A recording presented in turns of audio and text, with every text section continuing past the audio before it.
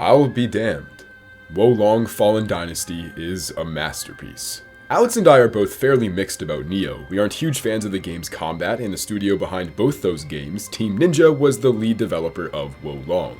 Needless to say, we were extremely apprehensive about taking on this video. However, its 3-hour demo took us both by total surprise in how fun it was, and shortly thereafter we bought the full game and had an absolute blast playing through it. I can confidently say that Wolong doesn't just live up to the Souls series it was inspired by, but competes with it in terms of quality and enjoyment, and its fantastic boss lineup was a major reason why this game is as good as it is. Unlike our usual quality rankings, today we'll be ranking Wolong Fallen Dynasty's bosses based on their difficulty, with a quality ranking coming shortly after this one. We haven't made one of these in a while, and we figured what better way to jump back in than with a Souls-like, the epitome of fair boss challenge. Before we start the ranking, make sure to check out our Discord in the description below, and if you'd like to, check out our Patreon, also linked. As well, thank you to our patrons for their never-ending support of us as we continue to grow. So, without further ado, let's get into the video.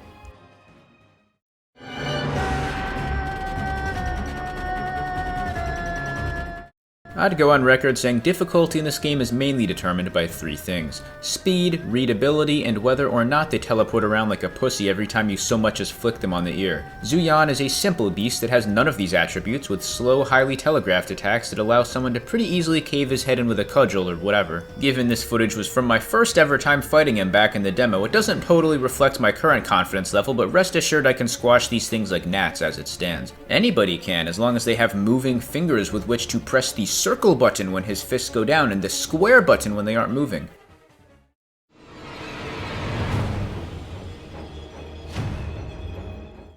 As recurring mini-bosses, the demon fights aren't particularly challenging if you can't tell by our first 2 entries. Feng Qi, the demon boar, is extremely easy to take down. His attacks are slow, predictable, and very lenient in their reflection timing, especially his unblockables, which are also really satisfying to nail. Zhang Bao may be great at making an outfit, but not so much in the difficult boss fight department.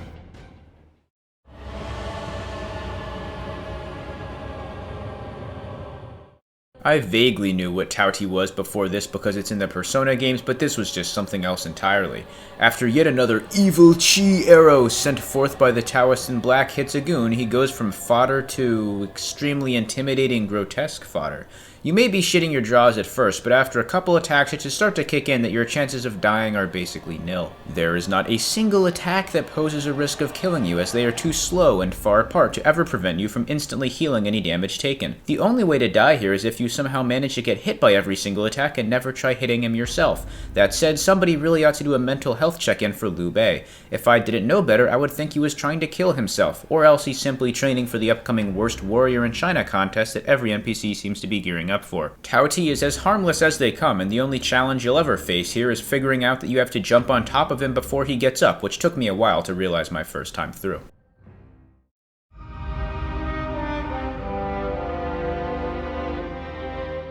Yuan Shao is like a castrated tower knight off of Valium. Like, it was so easy it made me question if I was either very well adapted to the game's combat or if I was just over-leveled. Because no way the third to last boss in the entire game was that big of a pushover, right? Well, Jack, from about 2 hours ago, you'd be surprised. Yuan Shao really is just easy. His moves rarely hit you so long as you're active, and his shield is extremely prone to posture damage on top of base damage. You can hit his body to do more actual damage, but by hitting his shield, you're also breaking it down to where eventually it will just shatter, giving you another critical opening on top of the damage already dealt, and removing it from his moveset as well. Yuan Shao is just about as easy an endgame boss as any you'll find, a shame considering his awesome concept.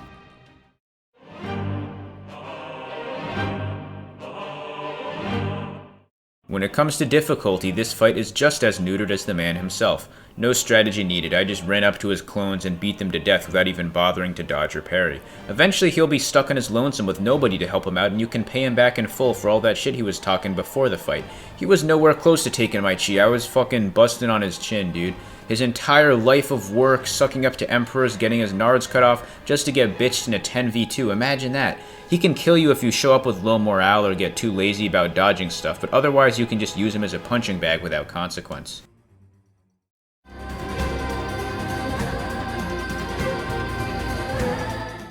Wolong's only gank was sadly about as hard as a certain prowling magus in Congregation. well, not that easy, but with an NPC, this thing will be finished quicker than Ivan Perisic the second he joined Tottenham. Hopefully someone gets that reference. I can't stand that he still starts. Paris shit. Anyways, this concept is pretty neat. Yan Lang and Wen Chou are like a more extreme Ornstein and Smo in terms of small and large, but once again, they're not nearly as balanced in AI or moveset as the legendary and Orlando Guardians, so are much easier by trade. Handling both I found pretty challenging, but having the NPC the game gives you at the start of the level allows you to go mano-y-mano, and this basically removes any semblance of difficulty. While hard alone, with the intended route, Yan Lang and Wen Chou are a simple and easy gank, and fall to the bottom of this difficulty ranking because of it.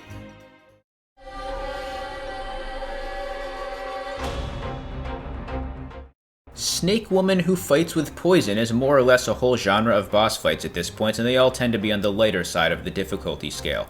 This is the first fight on the list where I could see someone reasonably skilled at the game dying on occasion. She's not bad if you're in the zone, but she has weirdly timed attacks and short order telegraphs that can make it tough to tell when to parry. Her tail swipe and unblockable charge in particular are two moves that I never really got down, although neither hits hard enough to be run ruiners. If you parry her while running Crushing Blow enough times, she's basically good as dead, which seriously hinders her ability to, well, hinder you. Not quite mindless fodder, but nothing crazy.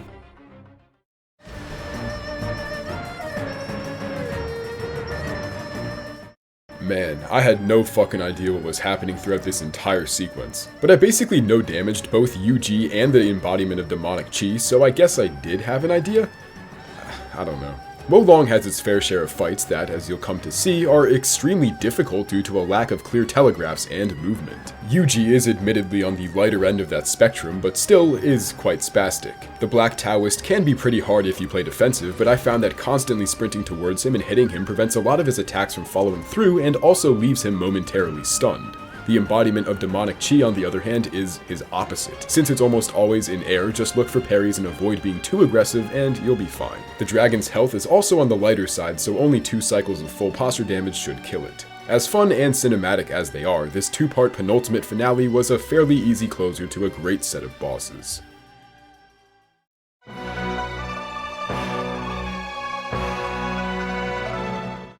I had a really strange experience with this fight difficulty-wise that led me to rank it personally as the absolute easiest fight in the game. Wo Long heavily encourages you to summon reinforcements, and given multiple trophies are based around that, I decided that for once I would try using one of my 9 gazillion tiger seals and see what it's all about. The unlucky schmuck who happened to be on the receiving end of this was Dong Zhou, who was one of the biggest letdowns I've ever come across. As the final boss of Part 3, I was expecting a second phase or something to come along and shake things up, especially after how hard the first Lu Bu fight was for me earlier in the same part. Instead, I was able to just button mash him to death and he didn't even really fight back. On the 2 or 3 occasions he did hit me, it was for damage meager enough that a single one of my many healing charges could fix it instantly. Of course, you might think he's harder solo. I did come back to this fight once by myself, and surprisingly it still went about the same. He was focusing me, but that hardly made a difference when he was still whiffing spears in front of me and shooting projectiles towards where I was located 5 seconds ago. You can see this happening in my footage here where I was ganking him too. Even when he's trying to hit me, it just doesn't work. Boss fights are usually meant to be fought at full throttle, with all your possible advantages factored into balancing. With Dong Zhou, the only way to get some semblance of a fair fight is to handicap yourself and intentionally fuck up. It's like you're playing basketball against a kid in a wheelchair. Despite feeling just as dickless as Zhang Rang and somehow even easier, he crawled to the middle of the list thanks to Jack's insistence that he does take effort if you solo him and that I probably just got weird RNG.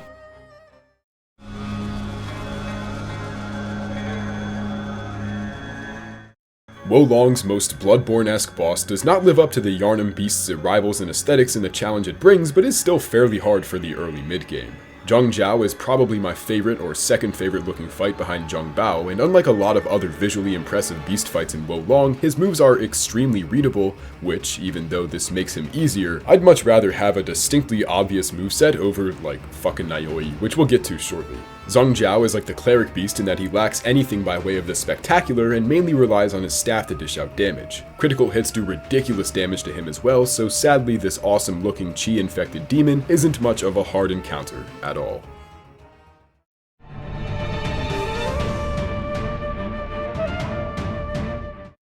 Oh shit, this guy, I think most people forgot this boss existed, and we almost didn't count him, but he met the criteria we used for the rest of the guys, so we thought we'd throw him a bone. He's a generic NPC with almost nothing of note about him except for the one fucking ballista archer that is harassing you for the entire duration of this fight up on the rampart.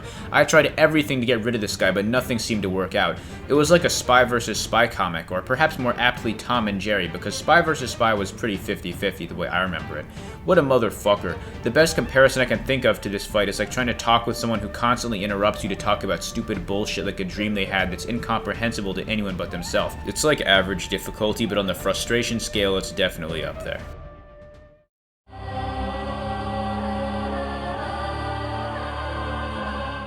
On a difficulty scale, Zheng Bao is alright. A lot of the harder fights in this game match your speed, and while Zheng Bao is definitely quick, he's quick in teleporting away and sort of just sitting there. I found dodging his attacks extremely hard, but it's a fair trade to just tank the damage and stay on him to charge up posture. In the second phase, he gains a few melee attacks, but this made it easier for me personally. Sekiro trained me pretty well with parrying, so I actually prefer toe-to-toe melee combat over dodging spells by a good deal. Zheng Bao isn't particularly fun, nor difficult either.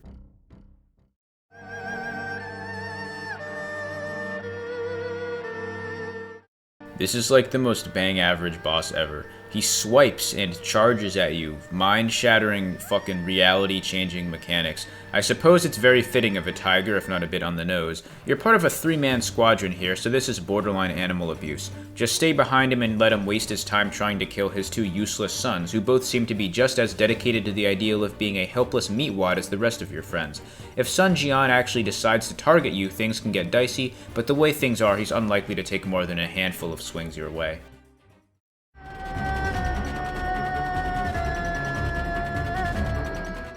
Spoiler alert for those waiting for the quality ranking, Aoi is by far Wolong's worst fight. It is fucking bad. It's basically impossible to see what the hell is happening at any point, and he has nothing to him that makes it feel fair. It's just hard via visual impairment. I'm going to save the longer rant/spiel for the quality ranking, linked in the description. This fight sucks, it's hard, it sucks fucking ass.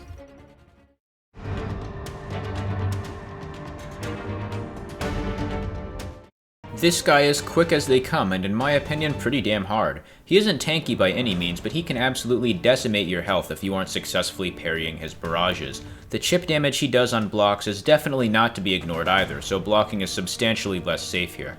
Honestly, I think this is a fight that was really well balanced for the game. Even while being jumped by 3 dudes, he still zapped me into a crispy critter with regular success. This is one of those fights that you have to play defensively for, but the attacks come regularly enough to not make it feel like a boring waiting game. Zhang Lao is definitely one of the harder bosses in the game and one of the best balanced to boot.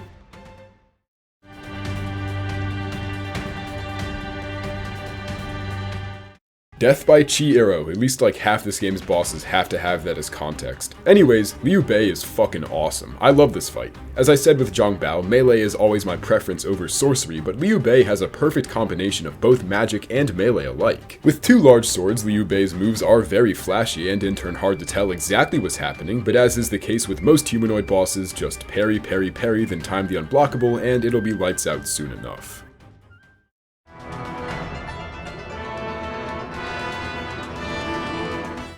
Remember at the start of the video where I gave my criteria for what makes a hard boss? Well, this guy is a repeat offender, to put it one way. While he isn't too hard to read, he never stays still and is a ginormous pain in the ass to hit. The elemental fire damage has a similar chip effect to what I described Zhang Liao having, although he was admittedly much harder to parry due to his speed. Jiahu Dun wins out overall difficulty-wise because it's such a patience test, and if you try spamming him like works on some other bosses, it's going to go very poorly. Just play it cool and don't spaz out on him and it'll work out.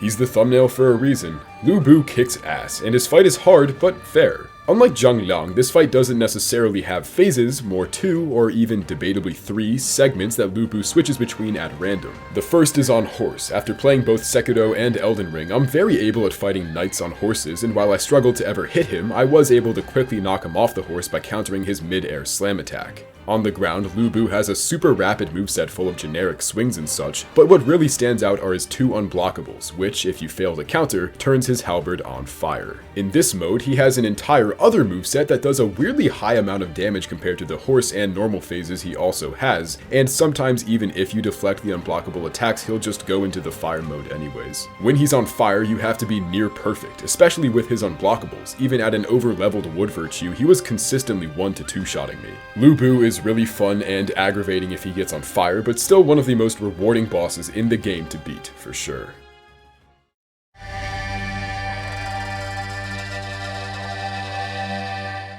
I find this fight a smidge easier than the first Lu Bu fight, partly due to your increased familiarity with the game at this point, but in a few other senses as well. His damage feels far more balanced, with all his moves dealing similar amounts of damage except for the more damaging crushing blows, as it ought to be. I make fun of the story on occasion in jest, but this was actually cool as hell, and I'm not going to rag on it.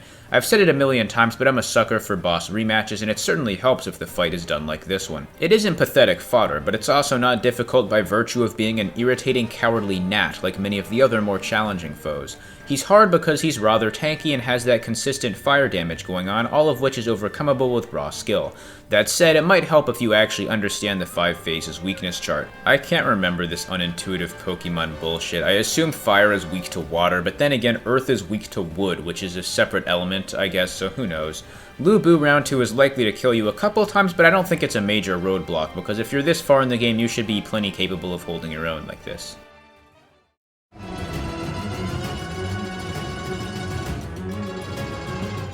Typically, the first boss in an action RPG is a meager introduction into what to expect for the rest of your playthrough, a light but still semi-challenging skill check of the basic gameplay components you would have learned in the game's 30-minute to hour-long introductory sequence.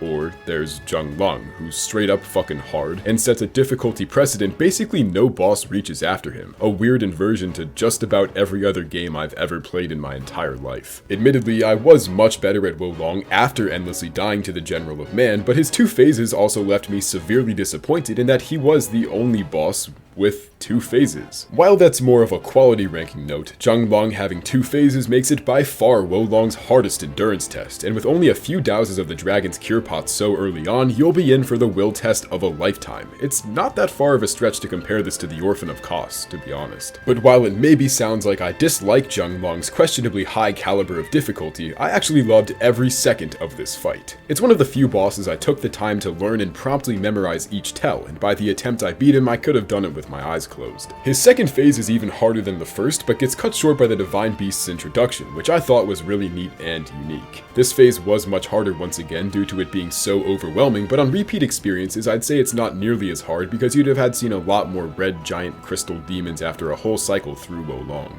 Zheng Long is not just a great boss, but one of the hardest, an extremely rare combination of traits for an introduction.